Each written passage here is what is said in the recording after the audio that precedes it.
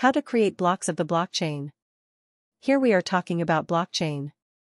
The protocol defined on the blockchain is not only to trade data but also to trade the value of data. The current primary method was invented before the internet and requires the use of a centralized clearinghouse. The machines sometimes had to wait 4 days to transfer payments from one place to another, but in all other respects the speed of communication between the machines was staggering. For example, they can send micropayments to each other. However, transactions can only be carried out immediately when resources such as electricity, storage space, and computing are met. Bitcoin and other cryptocurrencies serve as a fifth protocol layer for value transfer, with the underlying technology called blockchain. For the first time, blockchain allows machines to agree to the transfer of value without having to trust a central authority. In the real world, if I create a me, only I own it, but if I create a digital image, then on the internet everyone else can copy it, and then we all own it, then there is no way to prove ownership. But blockchain lets us achieve a consensus layer in a decentralized way, preventing a bad actor from falsely claiming ownership. Let's build our own simple blockchain in Python to better understand how this incredible data structure works. For simplicity, let's define what a block is, assuming each block represents a transaction, a value transferred between two computers. To see the code below and read it, one must define a block object in its own class, which will store some data and 2 data hashes, one for the previous hash in the blockchain and one for its own hash. The reason a block needs a hash is because the hash provides a unique ID, and it has the ability to verify data integrity. Class block.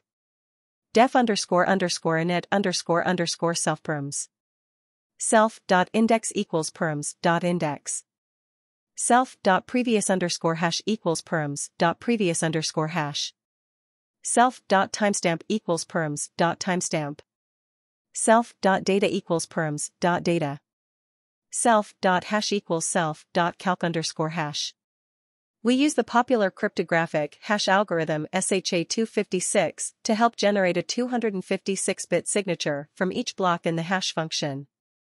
For this, you have to import hashlib. Def calc_hash self. Return hashlib.SHA-256str self.perms. Encode. Hexdigest. How are blocks generated?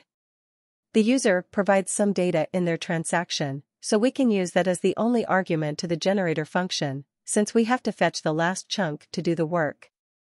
We'll use the last block to help find this block index and hash, and we'll also give it a timestamp. Thus, each generated block points to the previous block by storing its hash. Def generate_next_block self data. Index equals len self.blockchain_store. Previous_hash equals self.latest_block. Hash. Timestamp equals intime.time. Perms equals block_perms.blockperms index previous_hash timestamp data. New_block equals block.blockperms. Self.blockchain_store.append new_block. It is a block called blockchain. The first generated block is called the genesis block, and we will hardcode the predefined properties into its own function. Def genesis_block CLS. Perms equals block_perms.blockperms.genesis_perms. Return CLS perms. We will use this to initialize the blockchain and store it as an in-memory list. Def__init_self. Self.blockchain_store equals self.fetch_blockchain. Def latest_block self. Return self.blockchain_store 1. Def fetch_blockchain self. Return block.genesis_block. Remember what I'm saying here about a block's hash, both as its identity and to verify its integrity. We can use the hash value to judge a newly generated block and see if it is valid given the connection between the new block and the previous block, which is the last block in the chain. We can first look at the correct ordering index. We can check the previous hash value attribute and match it to the previous block that has been verified, and finally we will calculate the hash value of the new block to ensure that it is accurate. Def receive_new_block self new_block. Previous_block equals self.latest_block. If not new underscore block, dot has underscore valid underscore index previous underscore block. Print invalid index. Return. If not new underscore block, dot has underscore valid underscore previous underscore block. Print invalid previous hash. Return. If not new underscore block, dot has underscore valid underscore hash. Print invalid hash. Return. Self dot blockchain underscore store dot append new underscore block. Assuming all nodes store a copy of the blockchain, we need a way to choose which blockchain to use in the event of a conflict.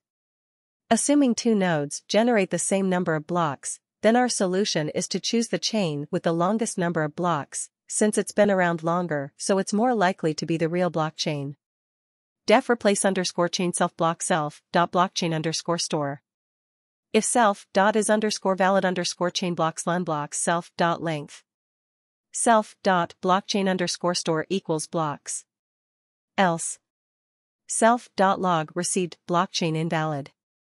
After a new blockchain is given, we will check if it is valid programmatically. That means it replaces our previous block with a new one, since each node stores a copy of the blockchain, and blocks generate transactions continuously, so that each node can broadcast, and every time it generates a new block, it connects to a new node, which can add the block to its current chain or to the entire blockchain. So we can create an HTTP server by encapsulating nodes so that users can query other nodes. So the user will control the node via HTTP requests, and it will communicate with other nodes via WebSockets. This is simple blockchain. One of the key features we are going to discuss is the proof of work algorithm. Bitcoin mining nodes complete a series of very expensive calculations to approve each transaction and earn bitcoins for the computational work required to generate a new block. But the premise of generating a new block must be to break through the 51% attack, which proves that the new block is valid and can be added to the blockchain, so a bad actor must have more computing power, not half Bitcoin network.